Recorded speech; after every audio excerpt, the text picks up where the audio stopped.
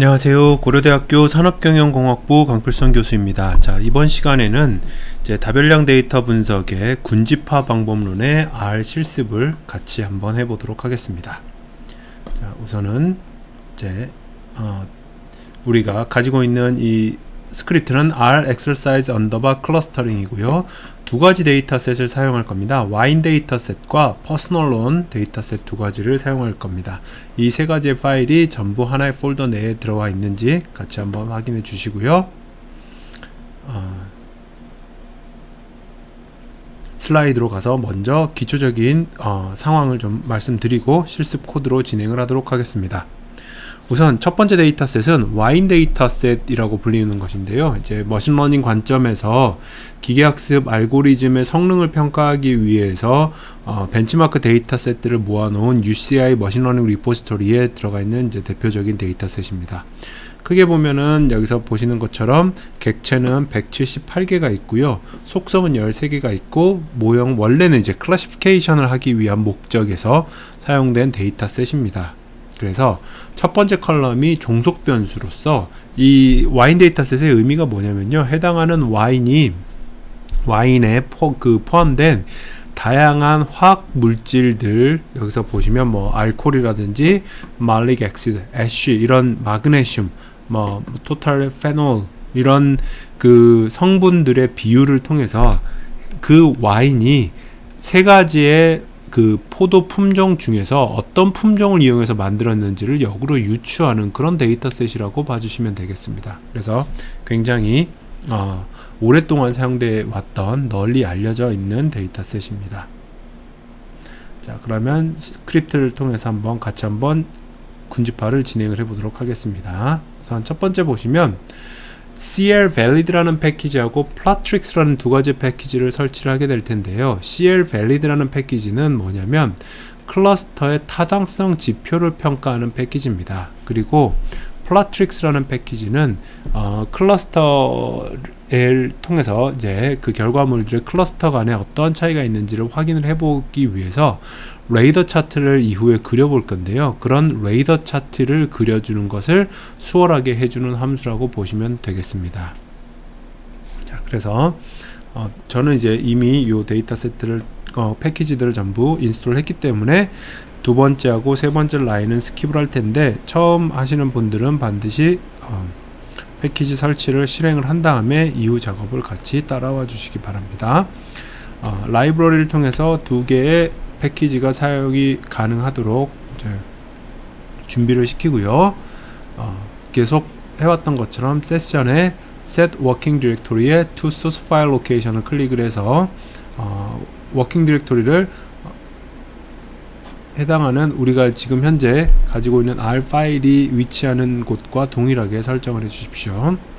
그리고 와인 데이터셋 이제 10번째 라인을 한번 실행을 해 보겠습니다. 그러면 이 라인을 실행을 하게 되면 이제 원래는 178개의 관직지와 14개의 변수를 가지고 있는 이런 와인 데이터셋이 있는데, 아까 슬라이드를 통해서 말씀드렸던 것처럼 클래스 변수 첫 번째 열은 사실은 종속 변수예요. 이거 분류 문제거든요. 그래서 종속 변수를 사용하는 거는 군집화에서 적합하지 않으니까 이 컬럼을 제외하고 나머지 것들만을 가지고 비슷한 와인들의 군집을 한번 찾아보도록 하겠습니다. 그래서 여기 보시는 것처럼 와인 클래스라고 되어 있는 거는 와인 데이터셋의 첫 번째 컬럼이고요. 와인 언더바 X라고 되어 있는 거는 와인 데이터셋의 첫 번째 컬럼만 뺀 것인데, 요 와인 언더바 X 언더바 스케일드라는 데이터셋을 이제 우리가 사용을 할 것입니다. 와인 언더바 X를 사용할 것이고요. 그 다음에 이 아까 데이터 다시 한번 보시면 거리 계산을 해야 되는데, 어떤 예를 들어서 알코올 같은 경우에는 두 자릿수 정도의 범위를 가지고 있고요. 말릭 엑시드 같은 경우에는 한 자릿수, 그런데 마그네슘 같은 경우에는 거의 세 자릿수 이상, 그리고 뭐 이렇게 non flavonoid 페놀 같은 경우에는 1보다 작은 값, 이렇게 변수별로 범위가 다릅니다. 두 점 사이에 유클리드 거리를 구하는 작업이 들어가는 모든 알고리즘들은 이럴 경우에는 변수의 범위가 큰 범위가 넓은 이제 측정치가 큰, 대체적으로 큰 변수가 측정치가 작은 변수들보다 큰 영향을 미칠 수 있는 왜곡이 생길 수 있기 때문에 반드시 스케일링, 정규화를 해줘야 됩니다. 그래서 wine_x_scaled 데이터셋은 wine_x라는 이제 군집화 대상이 되는 데이터셋을 가져다가 센터는 true 해서 평균을 0으로 만들고요. 스케일은 true, 표준 편차를 1로 만드는 데이터셋입니다. 그래서 이걸 가져다가 한번 군집의 개수가 2개부터 10개까지 진행이 될 때 과연 이 CLValid라는 함수가 바로 여기 있는 CLValid 클러스터 패키지에서 제공하는 함수입니다. 군집 타당성 지표를 평가를 여러 가지를 같이 해주고요. 군집 개수가 2개일 때부터 10개일 때까지 증가시켜 가면서 K-민즈 클러스터링 관점에서 인터널 지표와 스테빌리티, 이게 우리가 했었던 이제 그 relative measure라고 보시면 되겠습니다. 이거를 이제 만들어 주는 겁니다. 계산을 해 주는 겁니다. 실행을 해보면 지금 현재 그래서 뭐 경고 메시지가 나와 있는 거는 이제 좀 무시를 이제 스킵을 해도 되겠고요. 요 서머리를 보면 이렇게 나와 있습니다. 요 결과물을 한번 같이 보실게요. 그래서 한번 보면 클러스터링은 무엇을 했느냐? K-민즈 클러스터링을 했다 라고 보는 것이고요. 그 다음에 클러스터 개수를 2개부터 10개까지로 지금 증가시켜 가면서 여러 가지의 평가 지표들을 지금 보여주는 겁니다. 근데 우리가 제가 수업 시간에 얘기했던 건, 설명드렸던 건 마지막 2개예요. 던 인덱스하고 실루엣 인덱스인데, 던 인덱스 관점에서 봤을 때도 최적의 클러스터는 3개이고요. 이게 크면 클수록 좋다 그랬으니까요. 실루엣도 크면 클수록 좋은데 최적의 클러스터 개수가 3개입니다. 그러면 이런 경우에는 K-민즈 클러스터링 관점에서는 3개의 클러스터를 찾는 게 가장 적합하겠구나 라고 판단을 이제 해도 된다는 뜻이죠. 나머지 지표들 관점에서 봤을 때도 2개 빼고 나머지 모든 지표가 최적의 클러스터로 3개를 지목하고 있는 겁니다.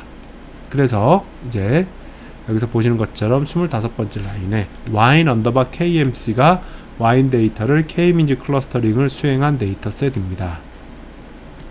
K-민즈라는 명령어를 통해서 입력 정보, 스케일링이 된 와인 데이터를 사용을 하고요. 클러스터의 개수는 3개로 지정을 했습니다. 그랬을 때 스트럭처를 한번 보면 이제 클러스터가 몇 번 클러스터인지, 센터는 어떤 좌표를 가지고 있는지, 그 다음에 토탈 sum of squared가 얼마인지, within sum of squared가 얼마인지 이런 것들이 지금 다 나와 있고요. 사이즈도 이렇게 나와 있습니다. 그래서 28번째를 보면 wine_KMC라는 구조의 센터, 이게 센트로이드 3개의 군집을 찾았으니까 세 군집의 센트로이드의 좌표를 보여주는 부분이고요. 그 다음에 29번째 사이즈가 지금 저 같은 경우에는 62개, 51개, 65개 이렇게 각각의 클러스터 사이즈가 나오는데, 이 클러스터 사이즈가 만약에 순서가 뒤바뀌지만 숫자가 그대로라고 하면 군집 결과물은 같은 거라고 보셔도 됩니다. 이게 무슨 말이냐면요, 62개, 51개, 65개나 51개, 65개, 62개나 사실 클러스터의 인덱스가 다를 뿐이지 같은 것들이 이제 들어가 있을 가능성이 높아요. 그래서 보시면 지금 178개 객체들에 대해서 11111, 3333, 22 이렇게 들어가 있는데, 요 결과물이 만약에 개수는 똑같은데 1 숫자가 2로 바뀌고 2 숫자는 3으로 바뀌고 3 숫자가 1로 바뀌었을 때 그 두 가지가 서로 다른 결과물이냐? 아니다, 같다라는 뜻입니다. 그래서 그렇게 생각을 해주시면 되겠고요.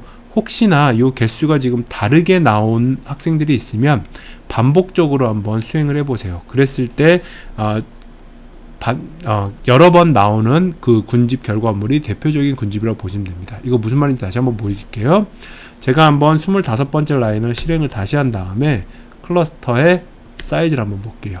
보면 51, 62, 65가 나왔거든요. 지금 첫 번째하고 두 번째가 바뀌어 있습니다. 그리고 요 클러스터를 다시 한번 보면 지금 금방 파악하기는 어려울지 몰라도 숫자 1이 밑에서는 숫자 2로 전부 치환이 되어 있고요. 2는 1로 치환이 되었어요. 그러니까 이 밑에 있는 클러스터의 숫자는 단지 어떤 클러스터인지를 정하는 아이덴티파이어일 뿐이지 그 숫자 자체가 의미를 가지진 않으니까 지금 제가 반복한 2번의 군집의 결과물은 사실은 같다라는 뜻입니다. 한 번 더 해볼게요.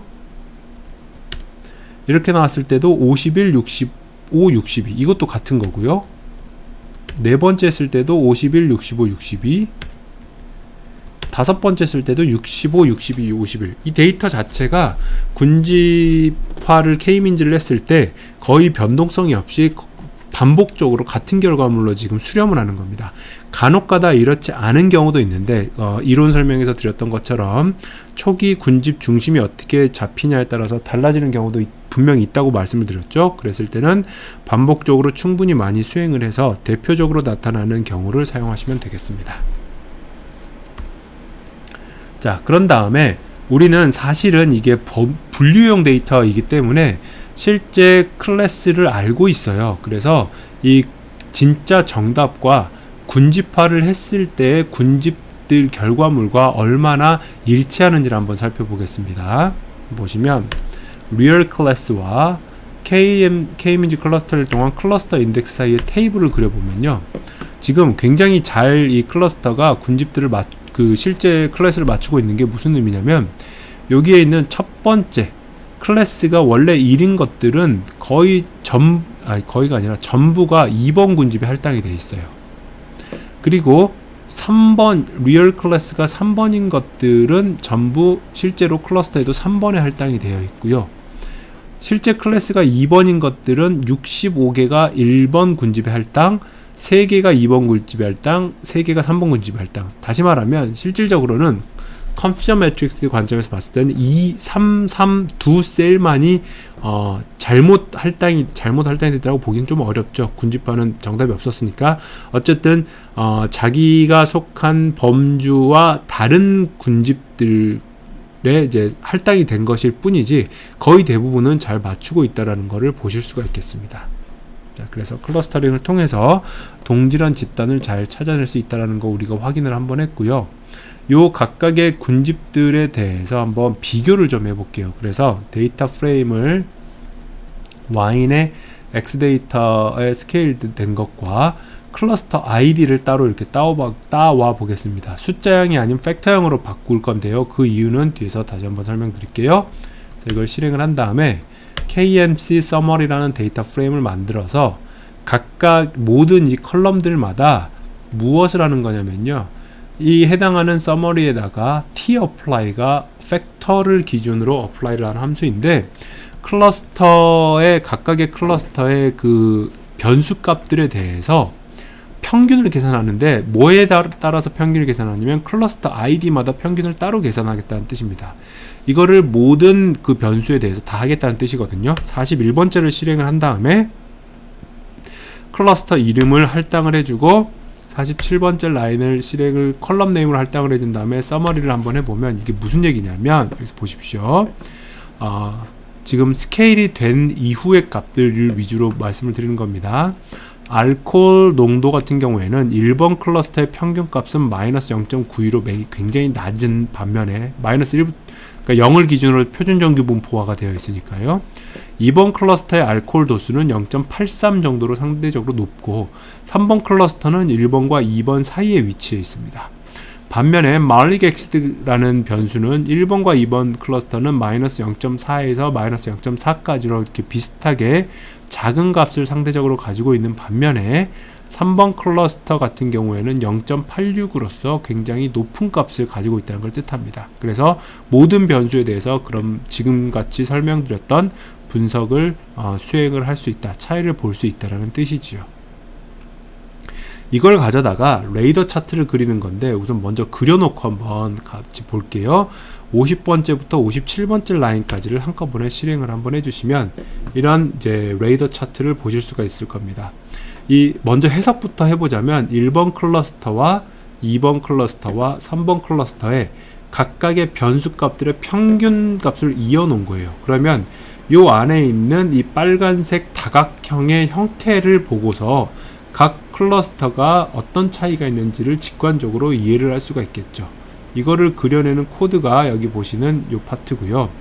우선 M 프레임인데, 이렇게 프레임을 로우를 기준으로 만들어서 1 곱하기 3, 여기서는 1 곱하기 1행 3열의 지금 그림이 그려지지 않습니까?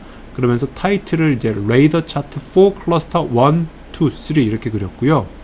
레디얼 플롯을 그리는데 각각의 변수들을 이제 이용을 해가지고 그리는 부분이면서요. 레이블은 여기 보는 것처럼 로우 네임, 여기 이 그림에서 보는 것처럼 각각의 클러스터에 대해서 로우 네임이 이제 레이블이 되겠고요.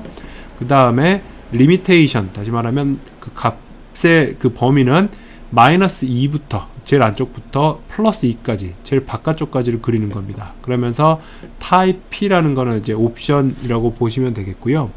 라인 컬러는 붉은색이고 LWD가 라인 위스입니다. 그래서 라인의 굵기는 한 3 정도 된다. 그리고 그리드 레이블 보여줘라, 이렇게 해서 이 그림을 보여준 것입니다. 보시면 두 개가, 이 세 가지가 어떤 차이가 있는지를 이제 시각적으로 보여줄 수가 있겠죠. 이걸 이제 없앨 때는 device off 명령어를 통해서 이걸 지워주시고요. 그러면 첫 번째 클러스터하고 두 번째 클러스터가 통계적으로 과연 값의 비율의 차이가 있는지를 한번 살펴볼게요. 그래서 KMC 클러스터 1은 이 wine KMC 데이터에서 클러스터가 1인 것들만 뽑아오고요. 클러스터 2는 클러스터가 2인 것들을 뽑아오도록 하겠습니다.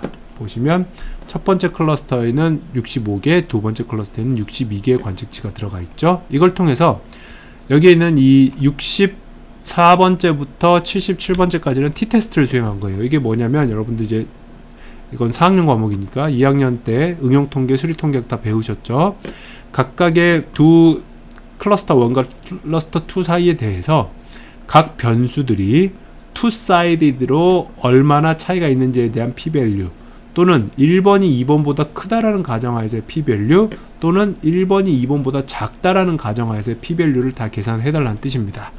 그런 다음에 79번째 라인을 보면요, 여기 보시는 것처럼 p-밸류가 매우 작은 거 기준으로 보면, 아까 그림에서 여기서 보면 1번 클러스터의 알코올이라는 변수값은 3번 클러스터의 알코올 변수값보다 매우 작은 것을 여기서 보실 수가 있을 텐데, 그게 요 p-밸류 값에서 드러나는 것이죠. 그래서 여기에 있는 이 값은 1번 클러스터의 그 평균 그 알코올 값이 3번 클러스터의 값보다 작았을 때 작다라는 이 alternative hypothesis에 대한 p-밸류인데, 거의 0에 가까우니까 사실은 작다라는 거 아니겠습니까? 요 식을, 요 값들을 그렇게 해석을 해주시면 되겠습니다. 자, 여기까지 해서 K-민지 클러스터링에 대한 실습을 설명을 했고요. 이번에는 계층적 군집화에 대한 설명을 한번 해보도록 할게요. 여기를 우선 이 데이터셋을 좀 지워놓고요. 보겠습니다. 이번에는 계층적 군집화는 우리가 지금까지 분류 모델에서 베이스라인, 벤치마크 데이터셋으로 썼던 퍼스널론이라는 데이터셋을 사용을 해보겠습니다. 그래서 데이터를 불러오면 2500건의 관측치와 14개의 변수가 있는 것을 보실 수가 있겠고요. 설명 인덱스에 관련된 두 개의 변수, 1번과 5번 변수, 그리고 원래 y 값이었던 10번 변수를 제외한 다음에 역시 마찬가지로 0부터 평균은 0이 되고 표준 편차가 1이 되는 정규화를 수행을 하도록 하겠습니다. 그런 다음에 여기서는 어떤 proximity matrix를 계산하기 위해서 각각의 그 객체들 간의 스피어만 코릴레이션을 한번 구해 볼게요. 그게 이제 87번째 코릴레이션 매트릭스가 되겠고요. 코릴레이션이 높을수록 거리는 가까운 거니까 디스턴스 매트릭스라는 개념을 표현하기 위해서 as.dist라는 함수를 통해서 1-코릴레이션 매트릭스를 dist 언더바 p론이라는 데이터셋에 저장을 하도록 하겠습니다. 자, as.dist라고 표현을 한 이유는 뭐냐면요, dist 언더바 p론 데이터에 1부터 10까지, 그리고 1부터 10까지 이렇게 한번, 요 데이터를 다시 한번 확인을 해보면, 이게 너무 커가지고 잠시 이거를 중단을 하도록 하겠습니다.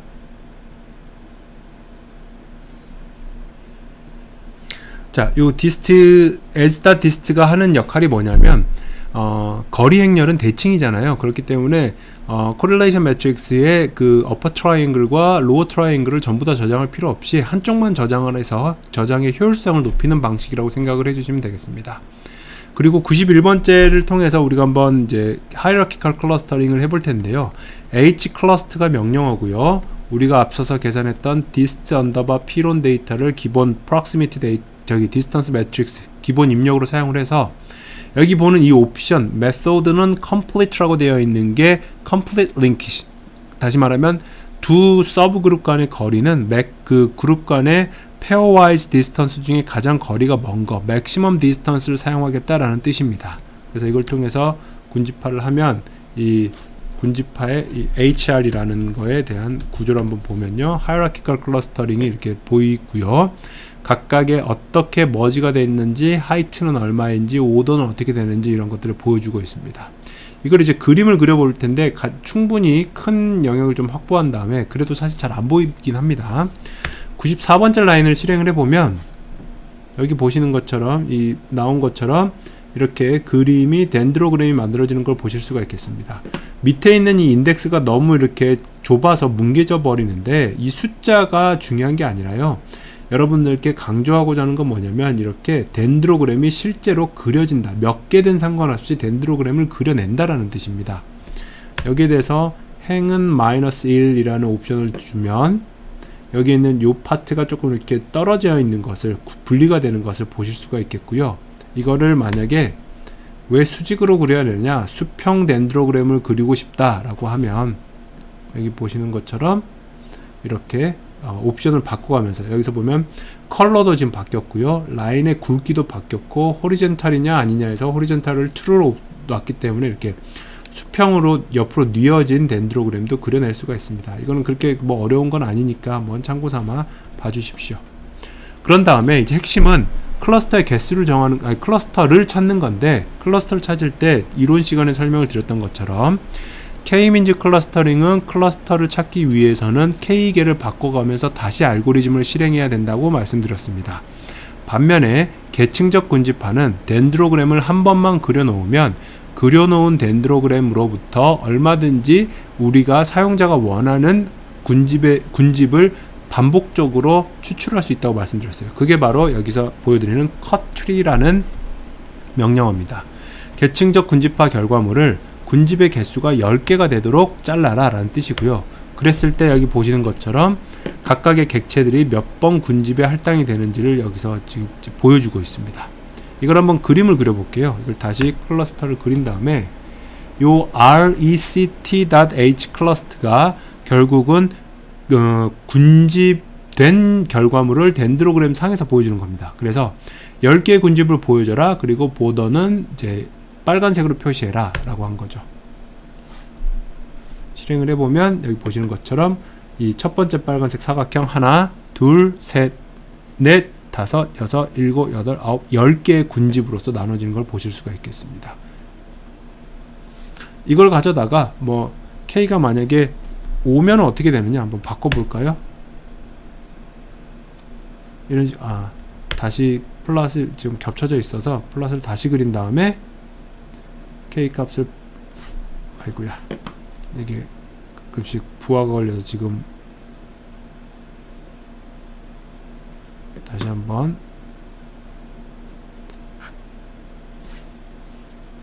재부팅이 된 걸로 실행을 하도록 하겠습니다. 그러면 라이브러리들 다시 실행을 하고요.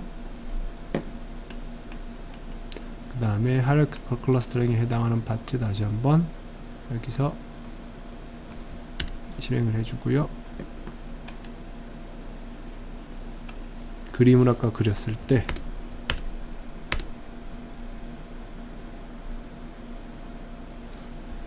여기서부터 5개를 찾았을 때는 이런 식으로 하나, 둘, 셋, 넷, 5개가 찾아지는 것을 보실 수가 있을 겁니다.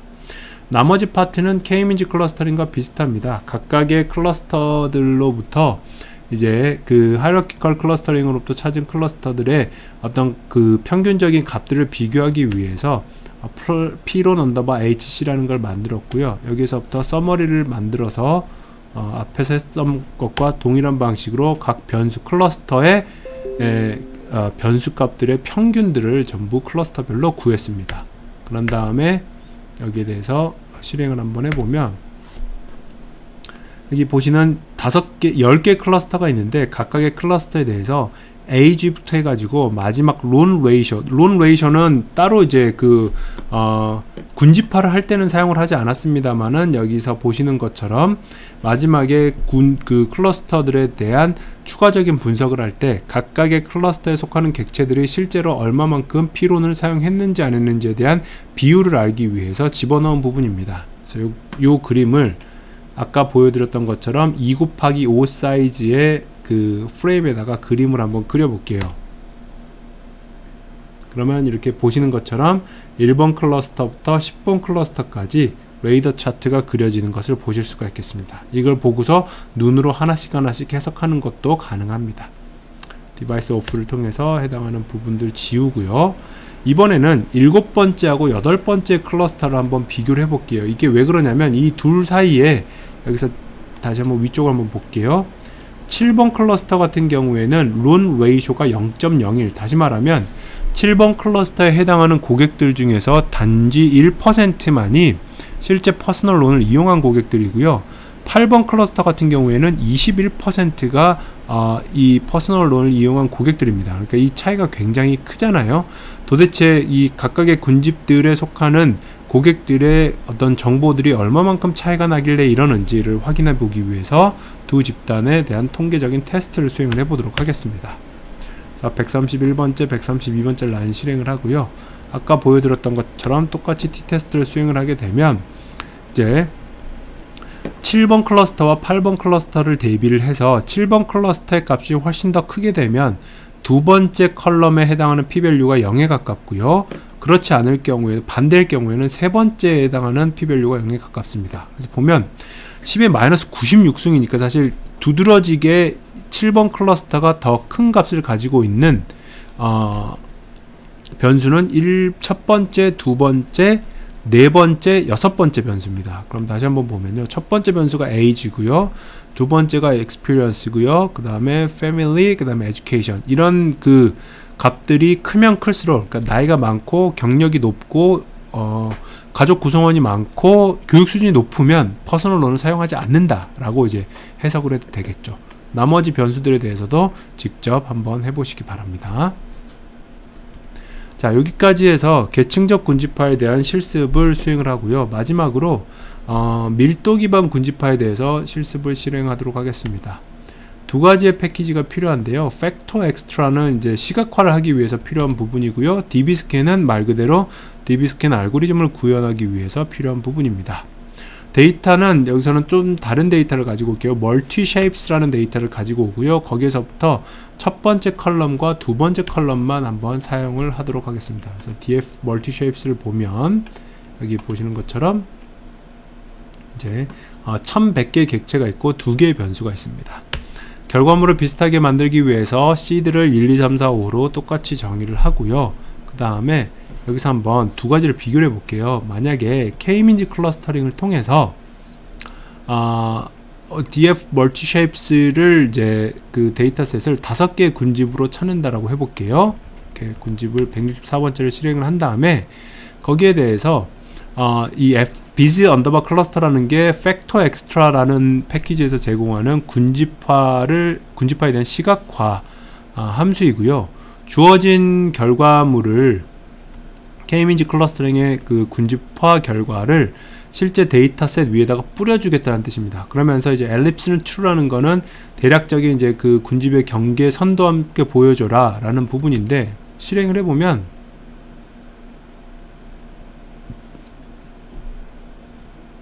자, 이렇게 나옵니다. 이게 무슨 얘기냐면요. 이게 전체 데이터셋인데 여기에 있는 그 가장 멀리 떨어져 있는 점들을 중심으로 지금 군집을 이렇게 영역을 구분해 놨거든요. 그러면 사실은 원래는 안쪽에 작은 그 도넛, 바깥쪽에 큰 도넛, 그 다음에 이렇게 두 개의 평면, 이게 직선에 가까운 군집, 그 다음에 작은 군집, 이렇게 표현이 되어 있는데, 이거를 최대한 이렇게 영역을 분할해 가면서 이렇게 만들어 놨어요. 그런데, db 스캔을 기준으로, 엡실론, 다시 말하면 반경을 0.15로 정의를 하고, 미니멈 포인트의 개수를 5개로 정의를 한 다음에 어떤 결과물이 나오는지를 한번 보겠습니다. 이 경우에는 총 5개의 군집이 존재를 하고요. 31개의 노이즈 포인트가 들어가 있습니다. 그래서 여기서 보시는 클러스터 0으로 할당된 게 노이즈 포인트들이고요. 클러스터 1부터 5까지로 할당되어 있는 것들의 개수가 지금 보이는 겁니다. 이걸 가지고 똑같이 그려볼게요. 그러면 여기 보시는 것처럼 이 엘립스는 여기서는 지금 그리진 않았는데, 왜냐면 이게 그리다 보면 이 안에 있는 부분들이 망가질 수도 있어서 그렇습니다. 이거 다시 한번 true로 한번 해볼까요? 이렇게 봤을 때 안쪽과 바깥쪽이 지금 이 안에 있는 요 부분이 좀 헷갈릴 수 있을 것 같아 가지고 이렇게 그려놓지를 않았습니다. 그래서 다시 false로 바꿀게요.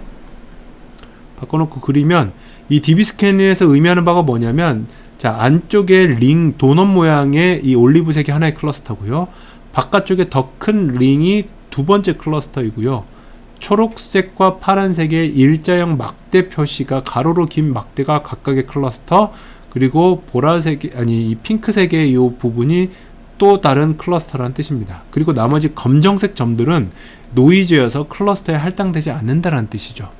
근데 이거는 이제 이 엡실론과 미니멈 포인트가 잘 잡혔을 때의 얘기고, 좀 다른 예시를 보여드릴게요. 만약에 엡실론과 미니멈 포인트를 더 작게 한번 만들어 보겠습니다. 반경도 작게 만들고 거기에 들어가야 되는 미니멈 포인트 개수도 작게 만드는 경우에 그림을 보면, 결과물을 보면 총 11개의 클러스터가 만들어지면서 노이즈는 72개가 됩니다. 그림을 그려보면요,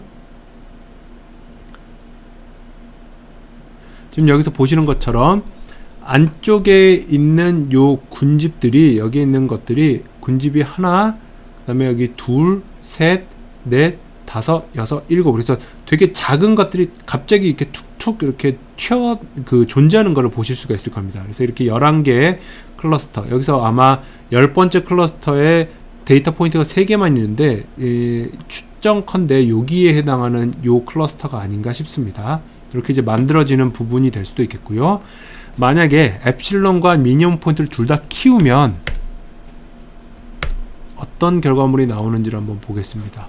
여기 보시는 것처럼 이번에는 원래는 요 안에 있는 이 링 모양과 바깥에 있는 링 모양이 구분이 되었으면 더 좋았을 텐데, 이게 합쳐져서 하나의 군집으로 나타나는 것이죠. 그래서 여기서 보시는 것처럼 이 db스캔은 임의의 모양을 찾아낼 수가 있고 노이즈를 걸러낼 수 있는 능력이 있지만, 적절한 하이퍼 파라미터의 세팅, 엡실론과 미니멈 포인트가 정해져야지만이 우리가 원하는 이상적인 결과를 낼 수 있다라는 부분 유념을 해주시면 좋겠습니다. 자, 여기까지 해서 클러스터링의 R 실습을 마치도록 하겠습니다. 수고하셨습니다.